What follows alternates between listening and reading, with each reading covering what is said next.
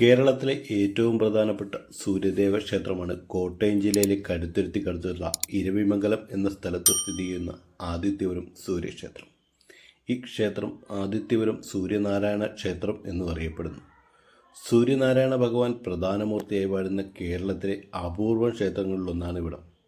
മരങ്ങാട്ടുമന എന്ന കുടുംബത്തിൻ്റെ വകയാണ് ഈ ക്ഷേത്രം. ത്രേതായുഗത്തിൽ സൂര്യദേവൻ്റെ വിഗ്രഹം സമർപ്പിക്കപ്പെട്ടു എന്നാണ് ഐതിഹ്യം.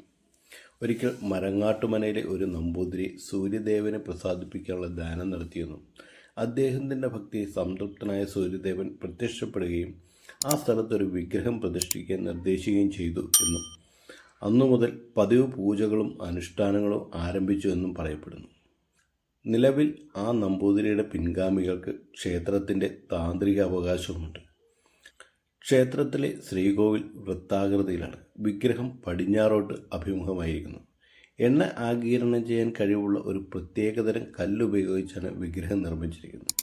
അഭിഷേകം നടത്തുകയും ചെയ്യുന്നു. വിഗ്രഹത്തിൽ വെള്ളം തളിച്ചതിന് ശേഷം എണ്ണയുടെ സാന്നിധ്യം ഉണ്ടാകില്ല എന്നത് ശരിക്കും ഒരു അത്ഭുതം തന്നെയാണ്. ചതുർബാഹുവായ ഭഗവാന്റെ പിറകിലെ വലത് കൈയിൽ സുദർശന ചക്രവും പുറകിലെ ഇടത് കൈയിൽ പാഞ്ചജന്യവും ധരിച്ച ഭഗവാൻ മുന്നിലെ ഇരു കൈകളും തപോമുദ്രയിൽ പിടിച്ചിരിക്കുന്നു. ഇത് മഹാവിഷ്ണുവിൻ്റെ ഭാവം കൂടിയുള്ള സൂര്യനാരായണ പ്രതിഷ്ഠയായി കണക്കാക്കപ്പെടുന്നു. മറ്റുള്ള സൂര്യക്ഷേത്രങ്ങളിൽ നിന്ന് വ്യത്യസ്തമായി ഇവിടെ നവഗ്രഹങ്ങളിലെ മറ്റുള്ളവർക്ക് പ്രതിഷ്ഠയില്ല.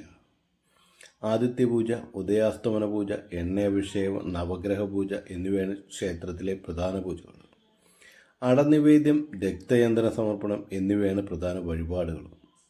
ഈ ക്ഷേത്രത്തിൽ കൊടിയേറി നടത്തുന്ന ഉത്സവമില്ല.